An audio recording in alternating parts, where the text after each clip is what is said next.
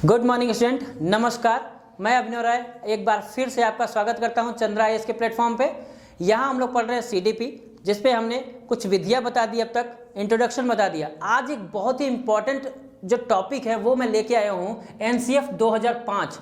ठीक है, क्या है? NCF 2005 national curriculum framework. ठीक है, नेशनल कैरिकुलम फ्रेमवर्क यानी राष्ट्रीय पाठचर्या की रूपरेखा। बहुत ही इंपॉर्टेंट क्वेश्चन है, इससे आते हैं चाहे किसी भी एग्जाम में हो। बहुत ही इंपॉर्टेंट, खासकर सीटेट में तो इससे बहुत ही क्वेश्चन होते हैं। पाठचर्या की रूपरेखा से तरह तरह के घुमा के इससे क्वेश्चन पूछ लेता है कि राष्ट्रीय पाठचर्या की रूपरेखा से रिलेटेड क्वेश्चन, चाहे वो भाषा संबंधित हो, चाहे वो सीडीपी में हो, वो क्वेश्चन पूछते ही पूछते हैं। इसलिए बहुत ही इंपॉर्टेंट है, इसको पढ़ के जाइएगा, खासकर सीटेट के पेपर के लिए, क्योंकि इससे 3 से 4 क्वेश्चन आप मैक्सिमम लगा के जाओगे। बहुत ही ज़्यादा क्वेश्चन आते हैं, इससे संबंधित होते हैं या इससे रिलेटेड क्वेश्चन होते हैं। तो चलिए हम लोग स्टार्ट करते हैं एनसीएफ 2005। ठीक, अगर आपको मेरे वीडियो पसंद आ रहे हैं तो आप लाइक करते रहिए। अगर कुछ सुधार करना है तो आप कमेंट भी कर सकते हैं। ठीक, याद रखिए, लाइक और कमेंट हमारे लिए, हम सबके लिए एक अभिप्रेरक का काम करता है। तो चलिए हम लोग समय ना गंवाएं, स्टार्ट करते हैं। क्या? एनसीएफ 2005। तो ये आया कहाँ से? ये आया प्रोफेसर यशपाल कमेटी से। किससे आया? बहुत बार पूछा गया है, प्रोफेसर यशपाल के कमेटी से। याद रखिए, प्रोफेसर यशपाल कौन थे? ये प्रोफेसर थे, ठीक, एक शिक्षाविद थे, और इन्होंने ही ये यशपाल कमेटी की तरफ से रिकमेंडेशन किया कि पाठ्यचर्या की रूपरेखा को बदला जाए। क्या किया जाए? हमारी जो पाठ्यचर्या है उसकी जो रूपरेखा है, थोड़ा सा उसको चेंज किया जाए। चेंज करना बहुत जरूरी है। ठीक, अच्छा, ये क्वेश्चन पूछ लेता है कि ये जो पाठ्यचर्या की रूपरेखा है वो कहाँ से आया, ये विचार कहाँ से आया? तो ये विचार आया रविंद्रनाथ टैगोर के निबंध से। कब आया? रविंद्रनाथ टैगोर के निबंध से, जिसका नाम था सभ्यता और संस्कृति। कहाँ से आया? सभ्यता और संस्कृति। रविंद्रनाथ टैगोर क्या का निबंध था, सभ्यता और संस्कृति। उसमें इन्होंने बताया था कि हमारी जो पाठ्य पुस्तकें हैं, हमारा जो शिक्षण है, वो सिर्फ वर्ग या स्कूल निर्धारित नहीं होना चाहिए, स्कूल्स के बाहरी जीवन से जोड़ के हमें पढ़ाना चाहिए, ताकि बच्चे का ओवरऑल डेवलपमेंट हो। ठीक है, क्या हो? ओवरऑल डेवलपमेंट हो। तो ये बहुत जरूरी है। तो किसने कहा? रविन्द्रनाथ टैगोर के सभ्यता और संस्कृति से लिया गया। और किसके रिकमेंडेशन से आया? प्रोफेसर यशपाल से। तो अध्यक्ष कौन थे? प्रोफेसर यशपाल। कहीं मत भूलिएगा, अध्यक्ष कौन था? प्रोफेसर यशपाल।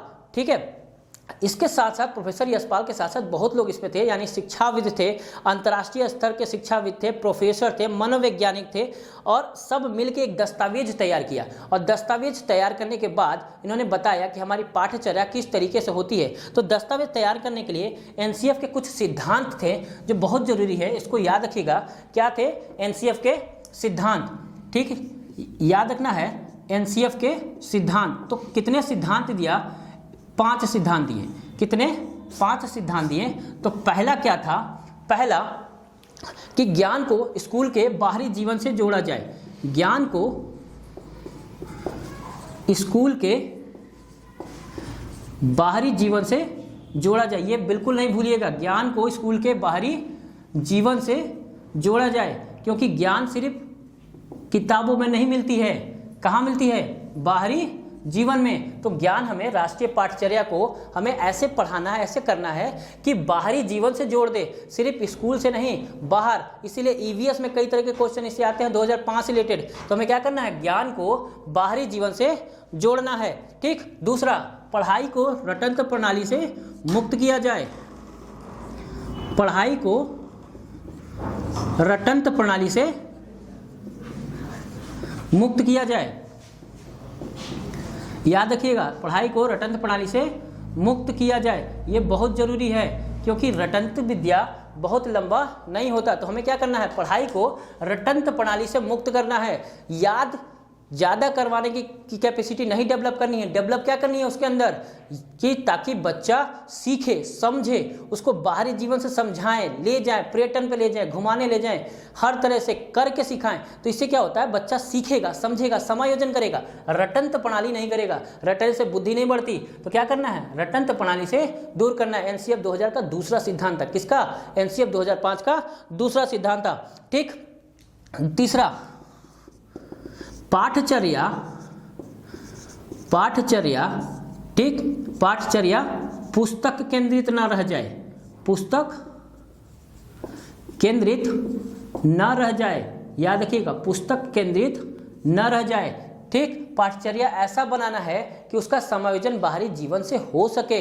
वो ऐसा नहीं कि जो पुस्तक में दे दिया उसी को पढ़ाया जाए, वो एक्स्ट्रा कुछ ना पढ़ाया जाए। हमें क्या करना है, पुस्तक के अलावा भी चीज़ों को अलग से समझाना है, बच्चों को अलग से समझाना है, बच्चों को मार्केट ले जाना है, बच्चों को बाजार ले जाना है, पेड़ पौधे लगवाना सिखाना है। तो इससे क्या होगा, एक रिलेशन बनेगा, एक प्रेम अनुराग बढ़ेगा पेड़ पौधे से, अपने इन्वायरमेंट से। तो हमें क्या करना है, पुस्तक केंद्रित नहीं रहना है, बच्चों को करके सिखाना है, करके दिखाना है। इससे क्या होगा, बच्चा काफ़ी एक्टिव होगा, करके जब सीखेगा तो काफ़ी एक्टिव होगा। उसको रटाना नहीं है, उसको बदलने हुए समाज को दिखाना है कि कैसे होता है, क्या होता है चीज़ें, क्या इन्वायरमेंट में क्या क्या चीज़ें हैं, चाहे वो गरीब हो अमीर हो, इस तरह का भेदभाव कहीं से उसके दिमाग में नहीं आना है। हमें सिर्फ पाठ्य पुस्तक केंद्रित नहीं रहना है, जो जो बुक में लिख दिया है वही चीज़ नहीं पढ़ाना है, बल्कि उससे रिलेटेड जितने भी चीज़ें हैं उन सब के बारे में पढ़ाना है। क्या है, पाठचर्या पुस्तक केंद्रित न रह जाए, ठीक, याद रखिएगा। नेक्स्ट क्या है, कक्षा कक्ष को गतिविधियों से जोड़ा जाए।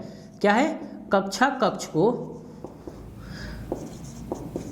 गतिविधियों से जोड़ा जाए, गतिविधियों से जोड़ा जाए। याद रखिएगा, क्या करना है, कक्षा कक्ष को गतिविधियों से जोड़ा जाए। जोड़ा किससे जाना है, गतिविधियों से। किससे जोड़ना है, गतिविधियों से, यानी करके सिखाना है। क्या करना है, करके सिखाना है। जितना वो करेगा, जितना वो सीखेगा, उतना ही वो सीखेगा। तो कक्षा कक्ष को गतिविधियों से, जितना गतिविधि करवा सकते हैं आप, उससे काम करवा सकते हैं करके। जब अक्सर विज्ञान के बुक में, मैथ के बुक में, ईवीएस के बुक में आप देखोगे यहाँ लिखा होता है करके देखें, आओ करके सीखें। ये क्यों कहता है, क्योंकि जैसे जैसे करके सीखेगा बच्चा उतना ज़्यादा सीख पाएगा, उतना अंदर जाके सीख पाएगा, गहराई से सीख पाएगा और दिमाग में बैठेगा। याद नहीं करेगा बच्चा, करेगा ऑटोमेटिक उसे याद हो जाएगा। इसीलिए लिखा होता है आओ करके देखें, आओ करके सीखें, ठीक है। तो इसीलिए लिखा होता है, क्योंकि राष्ट्रीय पाठचर्या का एक सिद्धांत है कि हमें क्या करना है, गतिविधियों से जोड़ना है। क्या करना है, कक्षा कक्ष को गतिविधियों से जोड़ना है। सिद्धांत, जितने भी पांचों सिद्धांत, इसी पे बेस है राष्ट्र की पाठचर्या, और इसी से बेस क्वेश्चन आते हैं और कहीं नहीं आता। इसको अगर समझ गए तो आप इससे रिलेटेड सीटेट के 5 से 6 क्वेश्चन तो धड़ाधड़ मारोगे आप। बाकी चीजें इनसे रिलेटेड आते हैं, फैक्चुअल क्वेश्चन भी आते हैं कि एनसीएफ 2005 कहता है, ठीक है। तो इस तरीके से पांचवा क्या है, राष्ट्रीय मूल्यों के प्रति आशावान छात्र तैयार करना। क्या करना, राष्ट्रीय मूल्यों के प्रति, मूल्यों के प्रति आस्थावान, आस्थावान मतलब जानने वाला, आस्थावान छात्र तैयार करना है।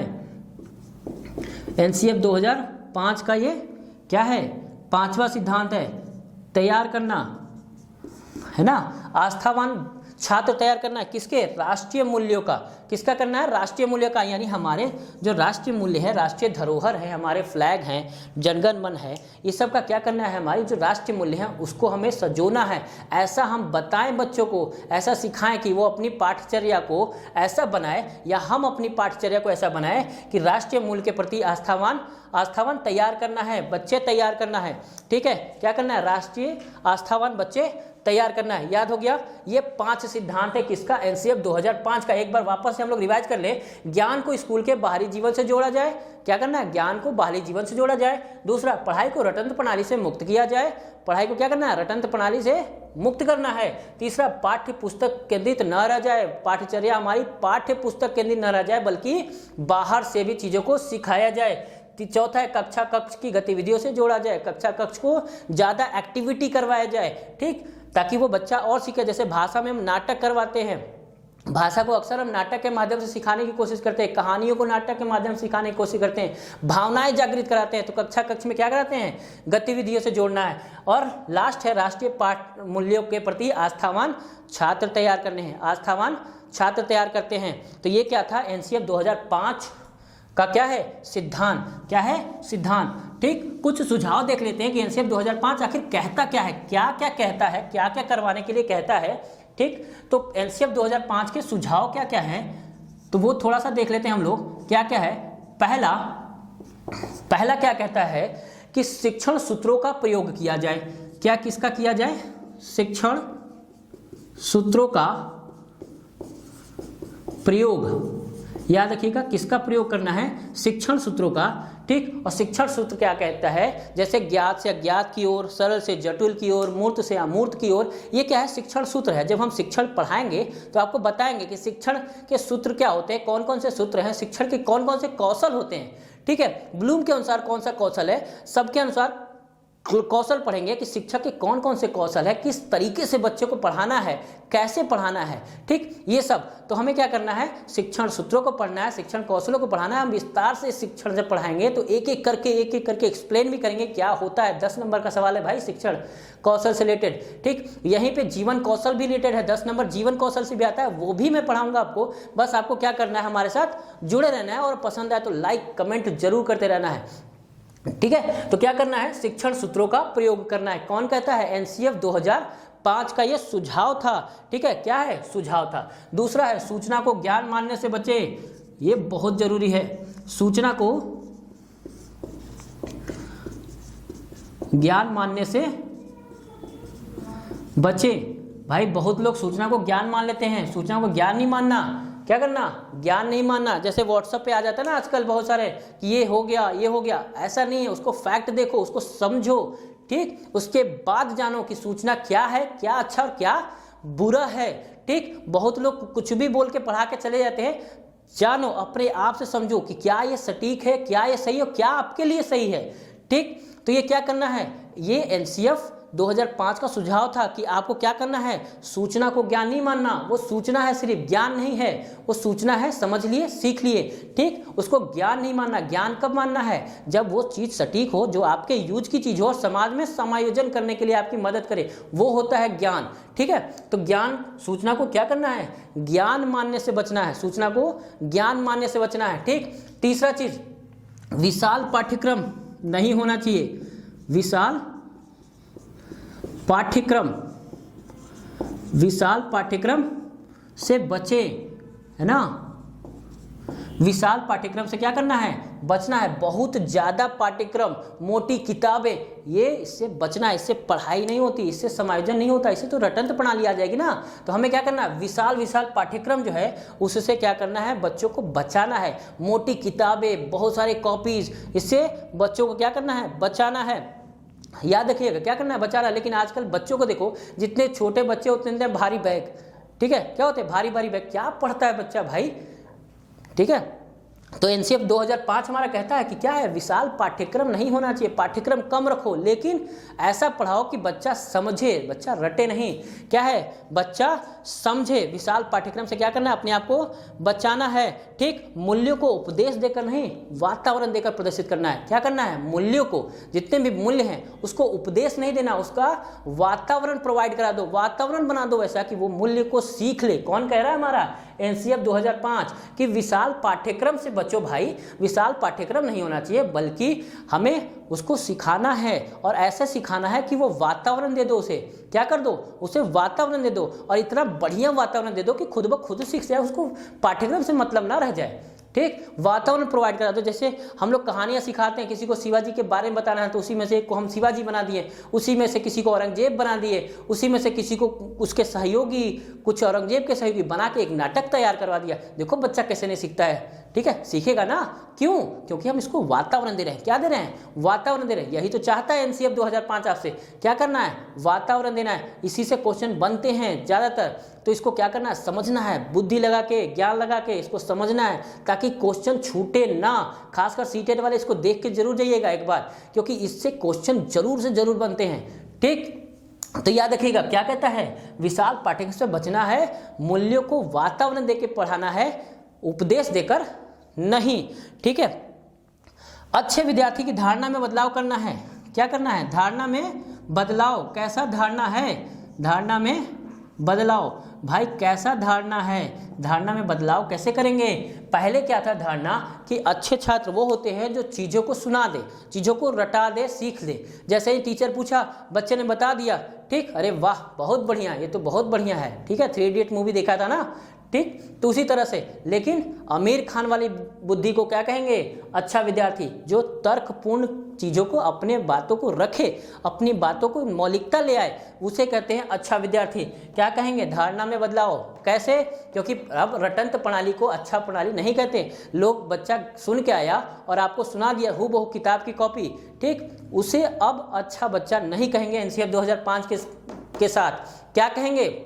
वो बच्चा अच्छा होता है जो तर्कपूर्ण मौलिकता, यानी अपने विचारों में तर्कपूर्ण मौलिकता लेके आए, वही एनसीएफ 2005 के लिए क्या है? अच्छा विद्यार्थी है। क्या है? अच्छा विद्यार्थी। याद रहेगा कौन है अच्छा विद्यार्थी?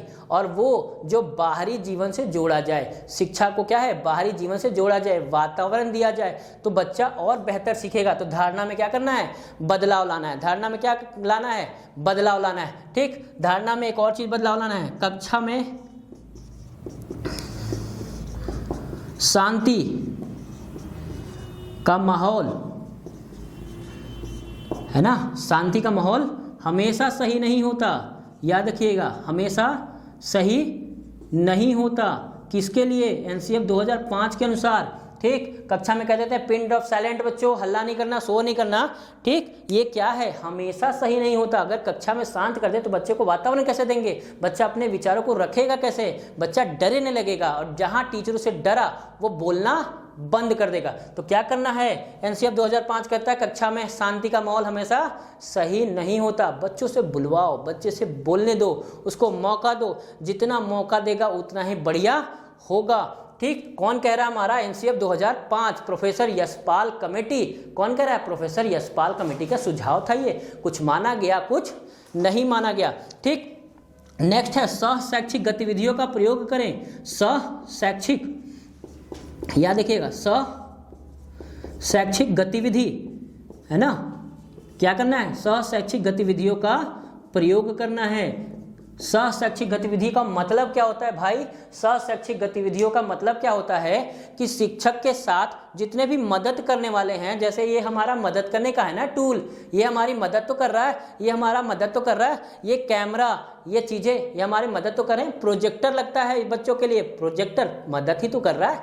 ये शिक्षण सामग्री हैं, सह शैक्षिक गतिविधियां हैं, ये सब हमारे मदद कर रहे हैं। तो ये सब का प्रयोग करना है बच्चों पे, ताकि ज़्यादा बेहतर से बेहतर हो सके। आप समझिए कुछ ऐसे भी तो बच्चे होंगे जो आर्थिक दृष्टि से बहुत कमजोर होंगे, सामाजिक दृष्टि से बहुत दूर होंगे, वो भी इसके माध्यम से पढ़ तो पा रहे हैं ना, उनके पास भी तो पहुंच रहा है ये सब चीज़ें। तो ये क्या है? ये एक सह शैक्षिक गतिविधियां ही तो हैं, मदद करना। साथ ही साथ सह शैक्षिक गतिविधियां और भी होती है जो बच्चों को करवाया जाना चाहिए। जैसे बच्चों के लिए अगर हो जाए, जैसे नृत्य हो गया, डांस हो गया, सिंगिंग, ये सब क्या है? एक तरह का सह शैक्षिक गतिविधियां हैं। अब एनसीएफ 2005 कहता है कि जो सह शैक्षिक गतिविधियां का प्रयोग है वो करना चाहिए, और साथ ही साथ अभिभावकों का भी इसमें इस्तेमाल करना चाहिए। याद रखिएगा क्या कह रहा है? सह शैक्षिक गतिविधियों का प्रयोग करना चाहिए, टीचर को भी, बच्चों पे भी, और उनके अभिभावकों को भी ले आना चाहिए और उनके गतिविधियों में शामिल करना चाहिए। किसको करना है भाई? अभिभावकों को। किसको करना है?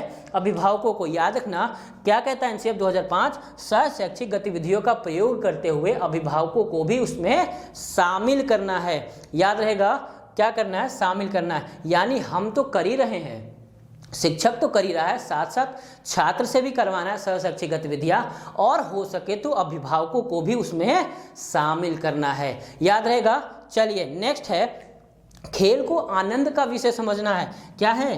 प्राथमिक स्कूलों में खेल को आनंद का विषय समझना है। क्या करना है? आनंद का विषय, ठीक। आनंद का विषय समझना है, न कि रिकॉर्ड तोड़ने और बनाने का। क्या है? रिकॉर्ड तोड़ने और बनाने का प्रश्रय नहीं देना है। किसको देना है भैया? खेल को आनंद का विषय बनाना है। यानी बच्चा आनंद के लिए खेले भाई, उसको रिकॉर्ड बनाने और तोड़ने का प्रश्रय न दे, यानी बच्चा फिर टेंशन में आ जाएगा। बच्चा क्या होगा? टेंशन में आ जाएगा। तो बच्चा टेंशन में आ जाएगा तो पढ़ेगा कब? ठीक है। तो उसको क्या करना है? खेल को आनंद का विषय, खेलने दो, मजे के लिए खेल रहा है वो, खेलने दो मजे के लिए, ठीक। उसको जबरदस्ती नहीं करो, भैया दौड़ो रिकॉर्ड तोड़ना है, ठीक है, दौड़ो फुटबॉलर बनना है, ऐसा नहीं करना है ना। ककोरफ तथा हफ कहते हैं ना कि जब गार्जियन का उस पर दबाव बढ़ता है, क्या करता है, गार्जियन की उच्च आकांक्षाएं जब बच्चों पे पड़ती है तो बच्चे अधिगम से दूर भागते हैं।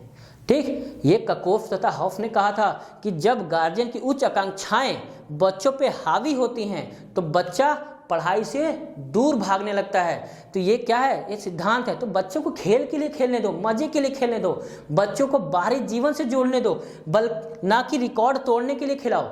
ठीक है, रिकॉर्ड तोड़ने और बनाने के लिए नहीं खेलना। कल्पना और मौलिकता को क्या करना है, विचार देना है, कल्पना और मौलिकता का विचार देना है। बच्चा खुद से कल्पना करके खेल रहा है, खुद से मौलिकता ला रहा है, लाने दो, अच्छी बात है।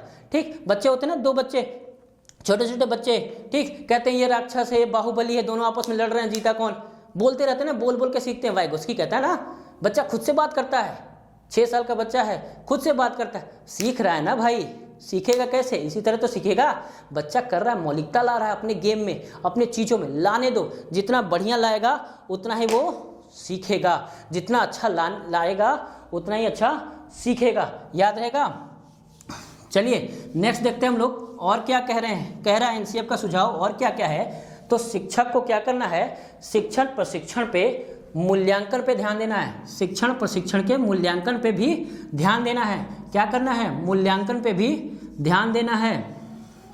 मूल्यांकन पे ध्यान, भाई मूल्यांकन कैसा करना है, क्वेश्चन आ गया तो क्या करोगे, मूल्यांकन कैसा करना है, सतत मूल्यांकन। कैसा करना है, सतत मूल्यांकन। याद रहेगा, क्या करना है, सतत मूल्यांकन। ठीक, मूल्यांकन 2 तरीके का होता है, एक व्यापकगत और एक सतत। व्यापकगत होता है साल में एक बार करवा लिया एग्जाम, हो गया व्यापकगत मूल्यांकन। ठीक, लेकिन एनसीएफ 2005 कहता है सतत मूल्यांकन, यानी उसका हर तरीके से मूल्यांकन, हर समय मूल्यांकन होना चाहिए। ठीक, पूरे साल उसका मूल्यांकन होना चाहिए। भाई उसके डांस अच्छा किया तो मूल्यांकन तो हो रहा है ना, नृत्य सिंगिंग किया, एक्टिंग किया, ये सब भी उसको देखना है। डेली अटेंडेंस आ रहा है, डेली पढ़ रहा है, ये भी तो अच्छा कला है। तो वो क्या हो रहा है, ये सब पे मूल्यांकन करना है, ना कि सिर्फ एक बार 3 घंटे का एग्जाम ले लिया और बता दिया बच्चा अच्छा है। ठीक, तो क्या करना है, हो सकता है बच्चे को उस दिन तबीयत खराब हो, व्यापकगत मूल्यांकन कैसे कर पाएंगे, तबीयत खराब हो, नहीं दिया एग्जाम, फेल हो गया, तो क्या बता देंगे क्या बच्चा बेवकूफ़ है, नहीं कर सकते ना। तो इसीलिए एनसीएफ 2005 कहता है क्या करना है, सतत मूल्यांकन करना है। क्या करना है, सतत मूल्यांकन करना है। याद रहेगा, क्या करना है, सतत मूल्यांकन करना है। ठीक, और क्या नेक्स्ट पॉइंट क्या कहता है कि मातृभाषा में पढ़ाई होनी चाहिए। क्या होनी चाहिए, प्राथमिक शिक्षा मातृभाषा में होनी चाहिए। याद रखना, प्राथमिक शिक्षा। ठीक, प्राथमिक शिक्षा किसमें होनी चाहिए, मातृभाषा में। भाई ये शुरू से 1986 जो कह रहा है वो भी कह रहा था कि हमारी मातृभाषा में प्राथमिक शिक्षा होनी चाहिए। ठीक, 1986 में कोठारी आयोग का त्रिसूत्रीय जो कार्यक्रम था उसमें भी उन्होंने कहा था मातृभाषा में पढ़ाई होनी चाहिए। एनसीएफ 2005 भी कहता है हमारी मातृभाषा में पढ़ाई होनी चाहिए। और 2020 जो शिक्षा नीति आई है वो भी कहती है कि क्या, कि मातृभाषा में पढ़ाई होनी चाहिए। क्योंकि मातृभाषा में क्या होता है, बच्चा अपनी भाषा जो सीख के आता है बचपन से, वो उससे उसी में विचार कहने की बात कहता है। बहुभाषीय क्लास एक संसाधन के रूप में प्रयोग करता है। याद रखिएगा, बहुभाषीय क्लास, कभी कभी बच्चे लगा के आते हैं बहुभाषीय क्लास, कक्षा के लिए निराशावादी होते हैं, ऐसा नहीं है। बहुभाषीय एक संसाधन के तौर पर प्रयोग करना है। क्या करना है, संसाधन के तौर पर प्रयोग करना है। हर भाषा से अपने अपने विचार निकालने हैं। बच्चा अगर कुछ बोल रहा है, खासकर प्राथमिक के लिए, क्या है, प्राथमिक के लिए, अगर बच्चा कुछ बोल रहा है उसको बोलने दो, विचार तो लो। नहीं करेगा तो तकलीफदायक हो जाएगा। अगर हम उस वक्त टोक दिए कि बेटा आप दूसरी भाषा का प्रयोग नहीं करेंगे, सिर्फ इंग्लिश बोलेंगे, बच्चा क्या हुआ, बच्चे का विचार अवरुद्ध हो जाएगा, विचार रुक जाएगा और विकास रुक जाएगा उसका। जब विकास रुकेगा तो भाई फायदा क्या। तो इसको क्या करना है, अगर वो अपने भाषा में बोलना चाह रहा है तो बोलने दो, सुनो, उसके बाद धीरे धीरे धीरे धीरे उसके अपने लैंग्वेज में ले आओ। अचानक से कहोगे बैठ जाओ बेटा तुम गलत बोल रहे हो, इंग्लिश में बोलो 5 रुपया फाइन है, तो इससे क्या होगा, बच्चे का विकास अवरुद्ध हो जाएगा। ठीक है, इसलिए उसको क्या करना है, बोलने देना। अगर बोल रहा है तो बोलने दो, सही चीज़ है। ठीक, बाद में धीरे धीरे उसकी मौलिकता को क्या कर सकते हैं, चेंज कर सकते हैं। ठीक, सजा और पुरस्कार। सजा यानी दंड और पुरस्कार, पुरस्कार ठीक का बहुत ज़्यादा प्रयोग नहीं करना है, बहुत ज़्यादा या अन्य तरीकों से प्रयोग नहीं करना है। याद रखिएगा, ठीक, यानी कुछ ऐसा नहीं कर देना है कि किसी भी तरीके से उसको दे दे, यानी बहुत ज़्यादा मतलब सीमित वे में करना है। क्या करना है, सीमित तरीके से करना है। यानी हम बार बार अगर हम पुरस्कार भी देने लगे तो क्या हो जाएगा, घमंडी या अभिप्रेरक दूसरे तरीके का हो जाएगा। तो बार बार पुरस्कार भी नहीं देना और दंड तो बिल्कुल नहीं देना है। क्या करना है, दंड और सजा तो बिल्कुल नहीं देना है भाई। RT एक्ट 2009 तो कह ही देता है कि भैया नहीं करना है, बिल्कुल लड़ाई झगड़ा बिल्कुल नहीं करना है। तो क्या करना है, सजा और दंड नहीं देना और पुरस्कार भी सीमित में देना है। क्या करना है, सीमित में देना है, बहुत ज़्यादा देने की कोशिश नहीं करना है। ये क्या है, दंड और पुरस्कार से सीमित रखना है। नेक्स्ट क्या है, पुस्तकालय में बच्चे स्वयं पुस्तक ढूंढें, आप प्रेशर ना करें। क्या है, पुस्तकालय में अगर बच्चा जा रहा है तो बच्चे को खुद से बुक खोज के पढ़ने को आश्रय दें। ऐसा ना कहें कि बच्चा आप कहीं नहीं कर सकते, जो मैं दे रहा हूँ वही पढ़ो, कोर्स की किताबें पढ़ो, बाहर ना पढ़ो। ऐसा कंट्रोल नहीं लगाना। बच्चा जो पढ़ने की कोशिश कर रहा है, कर तो रहा है, मन तो कर रहा है पढ़ने का, पढ़ने दो उसे। क्या कर रहा है, पढ़ने दो, पढ़ेगा तभी तो सीखेगा। ठीक, तो ये क्या था, ये NCF 2005 का कुछ सुझाव, बहुत सारी चीज़ों को मान लिया गया है। ठीक, तो सिद्धांत बिल्कुल याद रखिएगा। NCF 2005 से बार बार क्वेश्चन आता ही आता है। अच्छा, एक और क्वेश्चन आता है, NCF 2005 कहाँ आता है, किस वर्ग में है, तो याद रखिएगा प्राथमिक स्कूलों में। कहाँ पे, प्राथमिक स्कूलों में। जबकि नया वाला जो शिक्षा नीति आया 2020 वो उच्च विद्यालयों के लिए था। हालांकि ये पूरा ही शिक्षण में काम आया है, किसी दिन मैं पढ़ाऊंगा उसे भी, पूरा ही शिक्षण में काम आया है। प्राथमिक को बदला है, उच्च को भी बदला है, लेकिन उच्च विद्यालयों के नाम से ये आया है। लेकिन यहाँ पे ये प्राथमिक स्कूलों के बदलाव के लिए आया था। क्या है, प्राथमिक स्कूलों के बदलाव के लिए स्पेशली आया है। बाल केंद्रित शिक्षा को ध्यान में रखते हुए बनाया गया है। जितने भी NCF 2005 का कॉन्सेप्ट है वो क्या है, बाल केंद्रित शिक्षा को ध्यान में रखते हुए बनाया गया है। ठीक है, याद रहेगा, बाल केंद्रित शिक्षा को ध्यान में रखते हुए बनाया गया। साथ ही साथ प्रभावशाली व्यक्तित्व निर्माण करने की कोशिश की गई है। किसका, बच्चों का।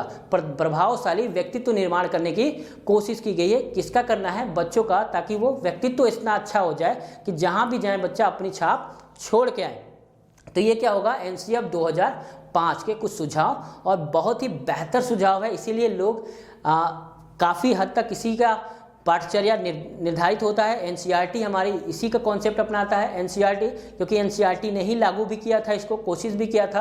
प्रोफेसर यशपाल कमेटी की अध्यक्षता में ये काम हुआ था और NCF 2005 आया था। बिल्कुल याद रखना है आपको, समझते रहना है, सीखते रहना है, और इससे रिलेटेड क्वेश्चन छूटने नहीं चाहिए। चलिए, धन्यवाद आप सबका फिर से एक बार, नमस्कार और धन्यवाद।